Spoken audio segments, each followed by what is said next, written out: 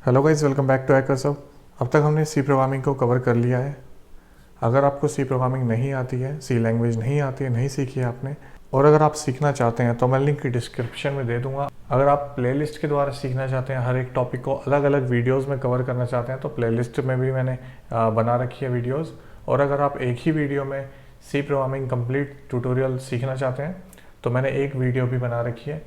और मैं रिकमेंड करूँगा कि अगर आप एक वीडियो में कवर कर सकते हैं तो कवर कर लेना, क्योंकि उसमें मैंने ज़्यादा थोड़ा डिटेल्स में बातें करी हैं।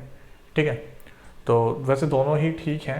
अब मैं बात करता हूँ डेटा स्ट्रक्चर की। चलो मान लिया यार आपको सी प्रोग्रामिंग आती है, अब डेटा स्ट्रक्चर क्यों सीखना चाहिए मुझे?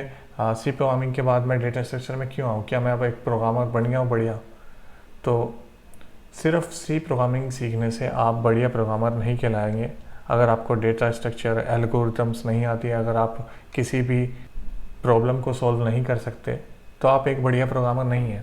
और मैं बात करूँ डेटा स्ट्रक्चर की तो यार देखो, बड़ी बड़ी कंपनीज हो गई हैं, अगर आप जॉब के लिए जाते हैं तो वो डेटा स्ट्रक्चर एल्गोरिथम्स मांगती हैं। ऐसा नहीं कि आपको सी प्रोग्रामिंग आती है एंड यू आर सेलेक्टेड, ऐसा नहीं है। ठीक है, हाँ सी प्रोग्रामिंग ज़रूरी है, बेसिक है, लेकिन सी प्रोग्रामिंग ही सब कुछ नहीं है। आपको डेटा स्ट्रक्चर की नॉलेज होनी चाहिए, आपको एल्गोरिथम आना चाहिए। और मैं पूरा का पूरा स्टेप कवर कर रहा हूँ। पहले मैंने सी प्रोग्रामिंग की वीडियोस कवर कर ली हैं, अब मैं डेटा स्ट्रक्चर पे जा रहा हूँ, आगे हम एल्गोरिथम सीखेंगे। ठीक है, तो देखो डेटा स्ट्रक्चर होता क्या है। गूगल में भी गूगल वगैरह जितने अमेजन वगैरह हो गई, ये सब डेटा स्ट्रक्चर एल्गोरिथम्स वगैरह के इंटरव्यूज़ लेती हैं। अगर आपकी नॉलेज, अगर आपकी पकड़ इन चीज़ों पे अच्छी हो गई तो हो सकता है कि आपका सिलेक्शन भी उन चीज़ों में हो जाए, बड़ी बड़ी कंपनी में हो जाए। ठीक है, तो अब हम बात करते हैं डेटा स्ट्रक्चर्स की। डेटा स्ट्रक्चर होता क्या है, और मैं यहाँ पे आपको फुल एक एग्जांपल दिखाऊंगा डेटा स्ट्रक्चर का। ठीक है, गूगल पे या फिर यूट्यूब पे आपने बहुत देखा होगा कि डेटा स्ट्रक्चर बता तो देते हैं मगर एग्जांपल नहीं देते हैं। मैं बताऊंगा डेटा स्ट्रक्चर से होता क्या है। ठीक है, किस तरह से मैं यहाँ पे पूरा एकदम एक प्रैक्टिकल दिखाऊंगा आपको। तो डेफिनेशन की अगर मैं बात करूँ, data structures, a data structure is a particular way of organising the data in a computer so that it can be used effectively. It can be used effectively, इसका क्या मतलब है? देखो, जो डेटा होता है ना, वो मान लो आपके पास बहुत सारा डेटा है और आपको एक टाइम पे कोई सी एक फाइल को सर्च करना है। एक फाइल चाहिए आपको, आपने बहुत सारी पीडीएफ बना रखी है, मान लो 1000 पीडीएफ है और नाम भी आपने बहुत कुछ दे रखा है। तो यार आप, अगर आपको कोई फाइल एक्सेस करनी है, आपको इमरजेंसी में कोई फाइल चाहिए, तो अभी तो आप बड़े आसानी से सर्च कर लोगे, मिल जाएगी। मान लो पुरानी अगर हम बात करें, जब ऐसा नहीं होता होगा कि आप सर्च नहीं कर पाते होंगे, तब तो बड़ी मुश्किल होती होगी उस फाइल को एक्सेस करना।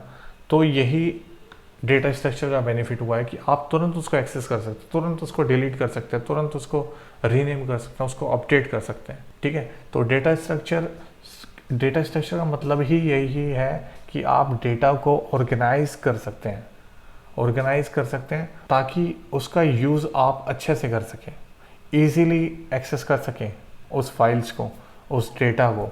ठीक है, उस फाइल को अच्छे से सर्च कर सकें, इजीली सर्च कर सकें, डिलीट कर सकते हैं, जो भी आप उस पर ऑपरेशंस करना चाहते हैं इजीली कर सकें। ठीक है, तो मैं एक डेमो दिखाता हूँ आपको डेटा स्ट्रक्चर का। देखो, यहाँ पे मेरे पास मेरी बहुत सारी इमेजेस हैं, वीडियोस हैं। देखो, टोटल मेरे पास 972 इमेजेस पड़ी हैं और इसमें वीडियोस भी हैं। वीडियोस का साइज़ होगा 1 GB की होंगी, कुछ कम होंगी।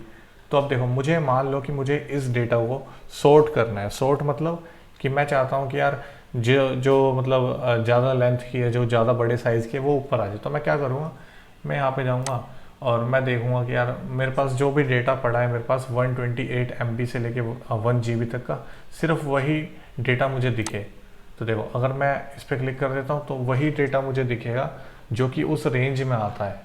ठीक है, तो अगर मैं इसको चेंज कर दूँ, मैं चाहता हूँ कि स्मॉल डेटा दिखे, तो देखो इमेजेस आ गई, ये सारी इमेजेस स्मॉल है। ठीक है, तो इस तरह से आप डेटा को सॉर्ट कर सकते हैं। यहाँ पे आप सर्च कर सकते हैं, तारीख मतलब इसको रीनेम कर सकते हैं, इसको डिलीट कर सकते हैं, जितने भी टाइप्स के ऑपरेशंस आप इस डेटा पे कर सकते हैं वो सब डेटा स्ट्रक्चर है। ठीक है, और भी बहुत सारी चीज़ें होती हैं डेटा स्ट्रक्चर में। ऐसा नहीं है कि मैं इमेजेस की बात कर रहा हूँ, बट मैं आपको एग्जांपल दिखा रहा हूँ कि किस तरह से आप डेटा को ऑर्गेनाइज कर सकते हैं, डेटा को सर्च कर सकते हैं।